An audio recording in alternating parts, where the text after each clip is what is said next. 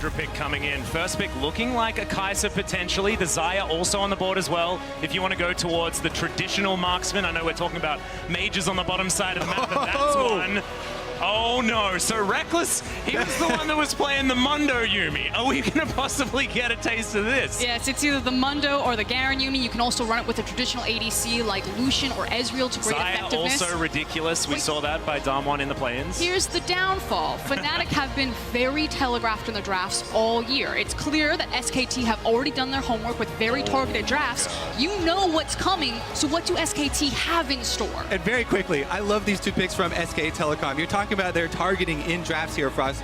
I mean, they ban out the TF, then they steal away the Akali, which was Nemesis most played for playoffs, and then stealing away the Lee Sin. You saw the interview with Broxa moments before this game, trying to dodge around it. You know, we haven't played as much Lee Sin lately, but they take it away. Clid and Broxa, both huge Lee Sin players, and we do get the patented Fnatic Garen Yuumi bottom lane. And it even gets worse because there's the bank plank on top of it. Okay, as we get into the game, I'll check in with you guys. I've done a lot of Garen Yuumi breakdowns, so I can cover that one as soon as we're on the Rift. But like you're saying, it's an LEC Fnatic staple. And one thing I really did like from play-ons, we saw a lane swap versus a Garen Yuumi, which is a strategy adaptation that you can make because Garen Yuumi won't take turret plates as quickly as a traditional marksman.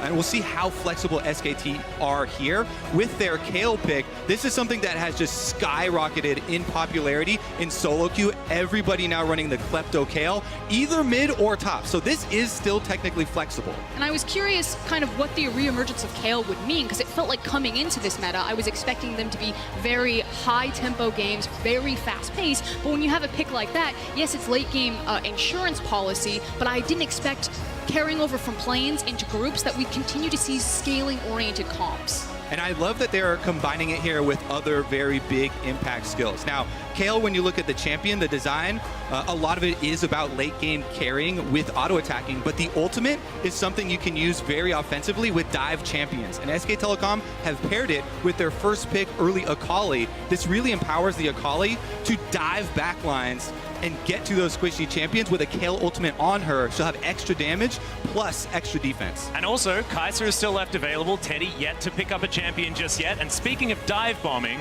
Kai'Sa pretty damn good at that. We're going to get a support by the looks of things first up for effort and saving Teddy's pick theoretically until last. There might be some fancy shenanigans with a Kayle on the bottom side of the map, but I'm not willing to say that yet, as it looks like Nautilus will be locked for effort. And I feel like if it is Nautilus, it does tell that it's probably going to be the Kai'Sa by how well those champions sync up. I do want to kind of draw our attention back to the bans. There's a lot of jungle picks missing. The Elise, the Kiana, the Gragas, the Sylas, priority pick of Lee Sin in the first rotation for SKT.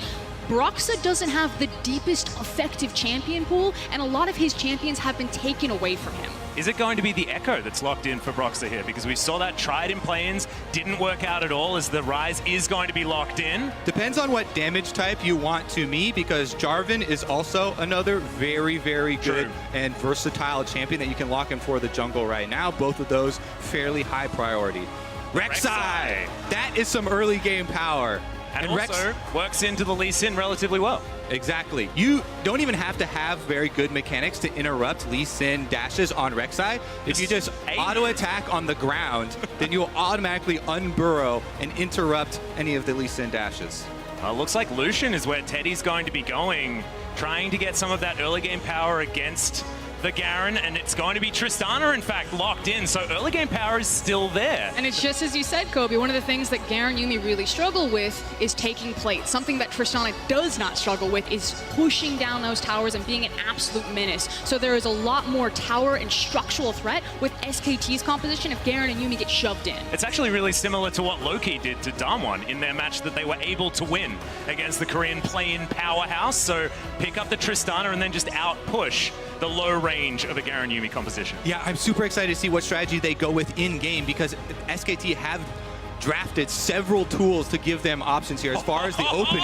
They did. Bot lane KO, boys and girls! Like I was saying, still flexible pick here. They can leave this Tristana for Faker in the mid lane.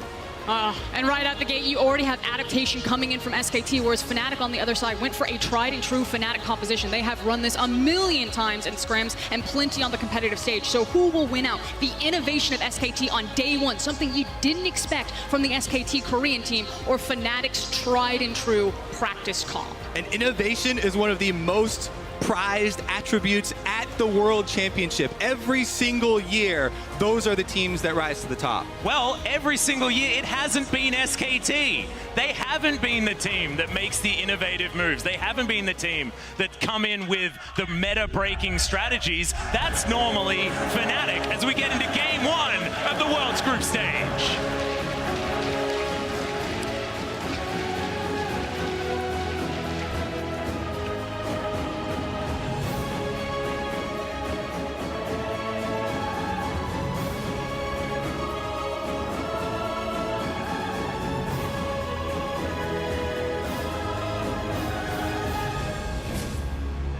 Early on, moving 4 members towards this red buff, and we could have some biffo very early on in our first group stage match. You and Me has been utilized as the red buff is down to half health.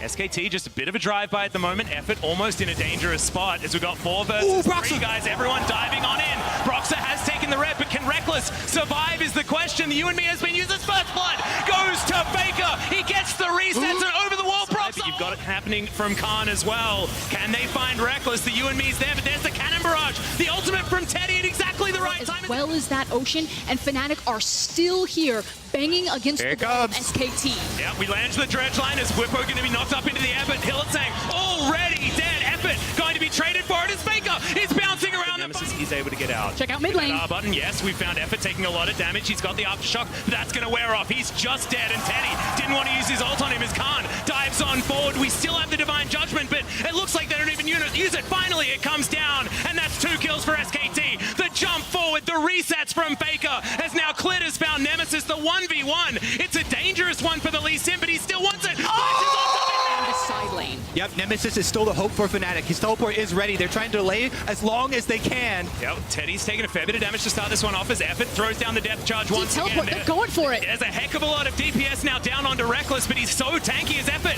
goes down very, very low. Teddy relatively low as well, but it's still SKT that are coming out on top. Faker trying to stop the escape routes, but it's not going to be enough. Double kill now for Reckless as he throws in the ultimate, but does he have enough damage? I think the answer might be no, as Teddy is well and truly ascended, and Faker has now found the Garen. Both the Garen and the Yuumi now in trouble. He flashes out of the way though in the shutdown. Yep, they've dived on it once again. Cannon Barrage utilized one more time as there's the ultimate out from Teddy to answer the final chapter, but Reckless still has closed the distance here. Teddy's still alive though. He's got so much damage, but no, it's going to be the Void Rush that finishes him off, and now the Gangplank takes down the rest of the bottom lane. Faker in position though, he'll have the AoE. He's legendary on this Tristana. Hillesang trying to get the work done, but he can't do it. Finds Broxah, and now they're going to try and get out of here. Yeah, he's got Hillesang on him. Gets him with the... Yeah, picks up the Q. The Resonation is looking for Khan. Shuriken backflip is going to be there. He pops one of the ultimates. Movement speed as he throws down the Shroud. He should have the next ult, but the root is there from the final chapter. The rest of SKT are in the mid lane. They're going to have to trade the base for this as boom goes the dynamite, but the base is getting destroyed as well. Cannon Barrage can't save you from that one, but at least it keeps the inhibitor alive as Nemesis has teleported in. Hillesang is there as well. Prowling projectile flash from Teddy